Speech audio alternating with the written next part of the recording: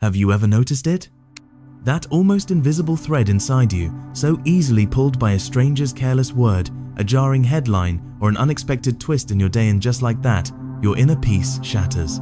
A surge of heat rises, your chest tightens, and suddenly you're defending, explaining, fighting back. In that fleeting, automatic reaction, you've unknowingly handed over the keys to your own kingdom, given away your most sacred possession, your power. This is a truth most never realize until the storm has passed and they're left in the wreckage, wondering how they lost control. But if this message stirs something deep within you, if you felt this surrender of power and you know there must be another way, let it be known. Like this video, share your story, or simply comment "flow" or "I am not alone" to signal to the universe and to others, quietly searching that you are awakening to a higher path. You're not alone, and your presence here is the beginning of reclaiming what was always yours. It is a profound realization that you don't lose your power in the heart of chaos itself. You don't surrender it when the winds howl and the world seems to be spinning out of control. No, the moment of surrender, the precise second you lose your divine power, is the moment you give the chaos a reaction. It is the instant you let the external world dictate your internal state. There is a fundamental principle of energy and consciousness that most people never realize until it is far, far too late, until they have spent years, even decades, hemorrhaging their life force into battles that were never theirs to fight. Every single time you allow something to provoke you, every time you let a distraction pull you from your center, every time you permit an offense to pierce your spiritual armor, you have voluntarily handed your power away without even being consciously aware of the transaction. You have become a puppet, and you've willingly given the strings to the world outside of you. Think about it. Have you ever felt that spark of outrage ignite within you over a political post? Have you ever felt the sting of a thoughtless comment from a friend or family member that sends you spiraling for hours or even days? Have you ever allowed a minor inconvenience, like being cut off in traffic, to completely derail your mood and poison the rest of your day? In each of these instances, you've made a trade. You've traded your tranquility, your centeredness, your very essence, for a fleeting, exhausting, and ultimately meaningless emotional outburst. You've handed your power away, and the tragedy is you did it without even realizing it was for sale. And in a world like ours, a world that is meticulously and intentionally designed to constantly pull at your emotions, this is a dangerous game to play. We live in an attention economy where everything you see, hear, and experience is engineered to get a rise out of you. The news, the algorithms on social media, the advertising, even the dramas in our personal circles, they are all vying for a piece of your emotional energy. They thrive on your reaction. Your outrage is their currency, your anxiety is their fuel, your distraction is their victory. In this emotional battlefield, where everything is designed to provoke, to trigger, and to enslave your attention, the single most powerful, most radical, most sovereign thing you can possibly do is to stay grounded in silence. Now, this is not a passive silence. This is not the silence of weakness or defeat. It is not the silence of someone who has given up. No, this is a dynamic, potent, and deeply aware silence. It is the stillness of a mountain that feels the wind but is not moved by it. It is the quiet strength of the deep ocean, which remains undisturbed by the churning chaos on its surface. It is a state of being aware but untouched. You must understand this distinction, for it is the key to your freedom. You see, reacting is the easiest thing in the world. It's an instinct, a primal reflex. Anyone can get angry, anyone can shout, anyone can descend into the drama and match the chaotic frequency of the world around them. It takes absolutely no training, no discipline, no spiritual maturity to simply lash out. But it takes an entirely different level of self-mastery, a profound depth of soul awareness, to sit there in the very eye of the storm, to feel its power, to acknowledge its presence, and to consciously choose not to become the storm. This is the path of the true spiritual warrior. This is the way of those who are truly awake, the real ones, the souls who walk this earth with a quiet, unshakable power. They don't respond to noise. They don't get pulled into the meaningless static of the collective. Instead, they respond to direction. They listen for the whisper of their own inner guidance, their higher self. They don't panic when their carefully laid plans fall apart. They pause, they breathe, and they listen for a new, divinely inspired direction. They don't explode with rage when they are disrespected. They pause, they observe, and they calculate. not because they are emotionless robots or because they are weak. They calculate because they have learned the art of stillness. They have come to understand that their emotional energy is the most precious currency they possess. They've learned that every single reaction is a price, and every price you pay must be paid with your finite, sacred energy. So before they spend it, they ask themselves a crucial question: is the outcome of this reaction truly worth the cost to my inner peace? And the profound truth, the one that will change everything for you, is that most of the time, the answer is a resounding no. The truth is, most of it isn't worth it. The argument online, the need to be right, the desire to correct someone else's opinion, none of it is worth the depletion of your soul's energy. Here's the trap that no one talks about, the subtle mechanism that keeps so many people locked in a cycle of suffering. Every reaction you give turns you into a mirror. Imagine your inner world as a pristine, calm lake. When you react to something, you are allowing someone else to throw a stone into your lake, creating ripples of their own making. You become a reflection of their chaos, their anger, their fear, and that means someone else is holding the brush, painting the landscape of your emotional state. They are the artist of your inner world, and you are merely the canvas. Think about it. When someone says something deliberately offensive and you snap, who is in control? It is not you, they are. They pulled a string, and you danced. They controlled you. When a small, insignificant inconvenience completely ruins your day, who is in charge? It is not you. That inconvenience, that external event, it owned you. It dictated the frequency of your entire day. When the social media algorithm feeds you a piece of controversial content designed to infuriate you, and you dutifully rage in the comments section, what has happened? You have given away your peace, your precious life force energy, for free. You didn't respond, you obeyed. You followed a command, a trigger that was intentionally placed there to harvest your energy. And this is where it becomes deeply and spiritually dangerous. Not because your feelings aren't valid, your anger, your hurt, your frustration, they are all valid signals from your emotional guidance system. The danger lies in the fact that your energy, your attention, your focus, this is your creative currency. This is the very substance from which you build your life, your reality. And in this world, the more of that sacred currency you spend on meaningless distractions, on petty arguments, on feeding the chaos, the less you have for what truly matters. The less you have for your goals, for your growth, for your own divine path.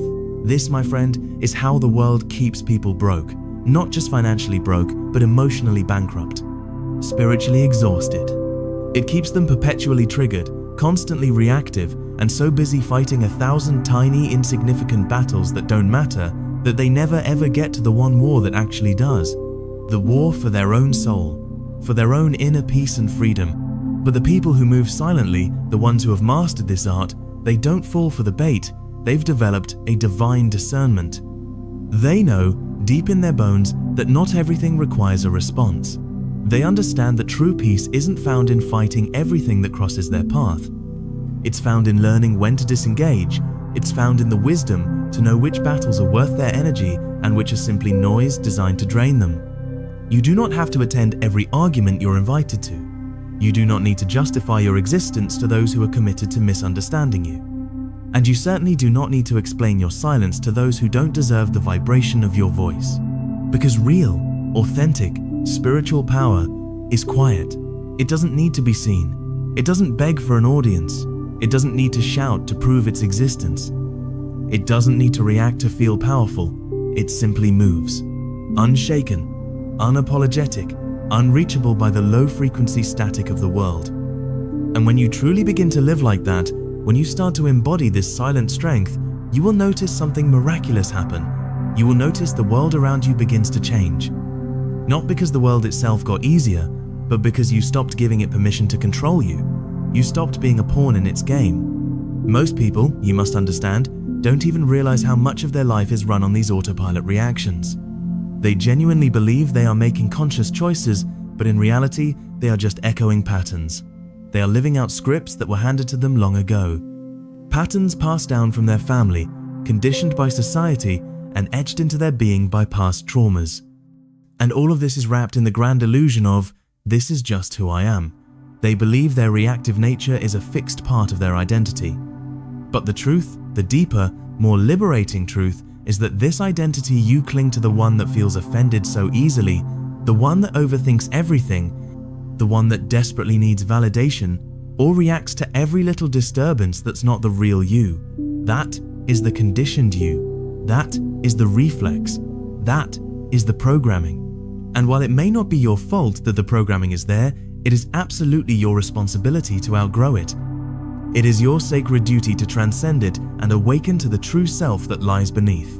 Because here's the thing you must remember: silence is a decision. Patience is a decision. Walking away from a fight that will only drain you is not weakness, it is the highest form of control. When someone disrespects you and you choose not to respond with rage, you've already won. You have won the most important battle. Why? Because you didn't let their chaotic energy enter your system. You held your sacred space, you stayed in your lane, you protected your focus. And this is precisely why you see certain people who seem to move so smoothly through life. It's not that they're lucky, it's not that they're emotionless. It's that they are simply not available for chaos. They have learned that their attention is fuel, and whatever gets your attention gets your energy. So if you keep pouring that precious fuel into petty drama, into fear-based thinking, or into the endless external noise, you're feeding a fire that was never meant to be yours to fight. But the moment you begin to withdraw that fuel, the moment you learn to pause, to breathe, and to observe the world without reacting to it, you take back control. You start seeing with a newfound clarity. You stop bleeding your energy into places and situations that can't give you anything back. This shift, this awakening, doesn't happen overnight. It is a practice. But every single moment you consciously choose silence over drama, every moment you choose presence over reaction, every moment you choose reflection over impulse, you're not just making a better choice. You are becoming a different person. You are forging a new identity. Not someone who is above it all, but someone who is finally free from the pull of things that once used to own them. There's something subtle, something almost invisible, that begins to happen when you start pulling your energy back from everything that doesn't serve you. You begin to glow differently. Not in a physical sense, but in your presence, in your vibration. It's in the way you enter a room. It's in the way people look at you and feel something they can't quite explain. That is the power of someone who isn't desperate for attention, for approval, or for specific outcomes. When you are no longer trying to force people to see your worth, when you're not chasing closure, when you're not begging life to give you what you think you deserve, you create space. And in that sacred space, mirrors begin to show up. Not people who drain you, not environments that test your patience, but situations that reflect your newfound peace, people that match your calm, opportunities that meet you at your level of inner stillness. You see, life doesn't respond to your panic, it responds to your frequency. And when that frequency is rooted in deep self-trust, you no longer feel the need to prove anything to anyone. You stop explaining your path, you stop negotiating your standards, you stop reacting to noise, because silence now feels more powerful than proving a point. And that's when the shift becomes undeniable. You're not the same person who used to chase answers, argue for your pain, or cling to old stories. You've become someone who observes, someone who chooses peace. Not because it's easy, but because you recognize it as the most radical form of power in a world that thrives on overstimulation. The more you trust this process, the more your external world starts to reflect it. Not immediately, not perfectly, but undeniably. Most people spend their entire lives trying to control the uncontrollable. They micromanage conversations in their heads. They obsess over timelines. They try to force clarity where patience is required. And then they wonder why they're so exhausted, why they feel so stuck. But something profound shifts when you stop doing that.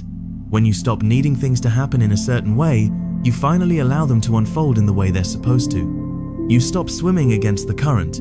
You stop rewriting what's already happened. You stop trying to predict what hasn't.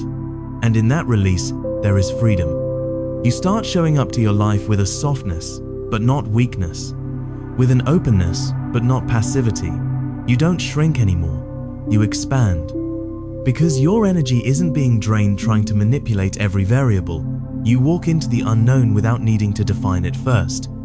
And ironically, that's when things begin to organize themselves around you. That's when the right people start to appear, not because you hunted them down, but because your energy, your new frequency, called them in. That's when opportunities land in your lap, not because you pushed, but because you aligned. Control is an addiction. It convinces you that peace lies on the other side of certainty. But the truth is, Peace isn't found in control, it's found in surrender. It's found in the pause before you react, in the breath before you over-explain, in the trust that whatever is meant for you won't need to be chased. And that trust, it isn't naive. It is wisdom, hard-earned, quiet, and undeniable. This is why the more you try to control your life, the more resistance you meet, because control assumes something is wrong. It assumes the present moment isn't enough, it assumes you aren't enough, not yet. So you push harder, you cling tighter, and the tighter you grip, the more life slips through your fingers. But when you stop trying to force the outcome, you start realizing that life has its own divine intelligence. It doesn't need your anxiety to move forward. It doesn't respond to desperation. It responds to clarity. Think of all the moments in your life where things unexpectedly worked out. When someone came back into your life at just the right time. When the job you didn't get led to something infinitely better. When your life fell apart just so it could be rebuilt, stronger. None of that came from control. It came from trust, patience, alignment, things you can't manufacture with force. And here's where it shifts even deeper. When you stop trying to control life, you finally step into collaboration with it. You stop seeing yourself as the master planner and instead become a conscious participant. Someone who shows up fully, takes aligned action, but lets go of attachment to how things must unfold. That's a very different way of living. You stop overthinking what to say. You stop replaying old conversations. You stop trying to read everyone's mind. And you start just being present, still, awake. And people can feel that. They're drawn to it. Because most of the world is too busy running from themselves. When you're no longer controlled by fear, you become magnetic without trying. You walk differently. You speak slower. You no longer seek validation because you are rooted. And that's what the world notices. Not the fake confidence, not the noise, but the quiet power of someone who doesn't need to chase anything because they've already made peace within. There's a subtle but powerful transformation that happens when you shift from trying to manage everything to simply meeting life where it is. Most people live in their heads. They try to plan every word, every move, every outcome, thinking if they just do it right, they'll avoid pain, rejection, or failure. But, ironically, that mental overplanning is exactly what disconnects them from life. It's not that planning is wrong, it's that obsession is heavy, and life doesn't move through heaviness. It flows through space, lightness, and presence. Ask yourself this, honestly. When was the last time you were truly, fully present? Not anticipating the next moment, not replaying the last, just here. You'll realize that most of your tension comes from trying to predict and prevent things that might never happen. That's not intuition, that's fear pretending to be logic. And once you catch it, you realize there's a better way to live. Not passive, not careless, but open. You start to notice that the things you once stressed over didn't actually require that much effort. The text you were overthinking sent itself once you relaxed. The conversation you were dreading became easy when you stopped scripting it in your head. The opportunity appeared when you stopped chasing and just started preparing in silence. That's the real paradox. When you don't need things to happen, they often do.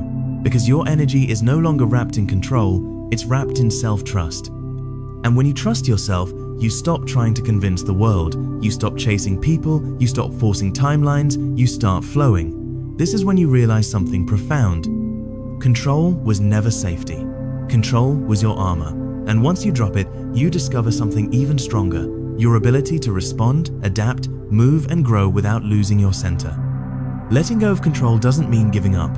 It means giving space. Space for life to surprise you. Space for your energy to return. Space for the right things to actually find you without you exhausting yourself chasing them. Because here's what no one talks about. Constant control drains your nervous system. It burns your focus, it clouds your intuition, and it leaves you mistaking over-effort for progress, when in truth, it's just survival mode in disguise. But the moment you release that grip, just a little, you begin to see clearly. You begin to feel again. And most importantly, you begin to trust yourself again. That trust is magnetic. It's why some people walk into a room and don't say a word, yet everyone feels them. Because they're not performing, they're not calculating. They're simply present, and presence is rare. The less you try to force a reaction, the more powerful you become. The less you need to control, the more peace you create. And the less you grasp for certainty, the more life reveals itself to you, moment by moment, with no resistance. If this message landed with you today, comment flow below. That one word is enough to let me know you're walking this path too, and if you felt seen or helped by this video, share it with someone who might need to hear it. Because sometimes, just one shift in perspective changes everything. See you in the next one. Stay grounded, stay clear.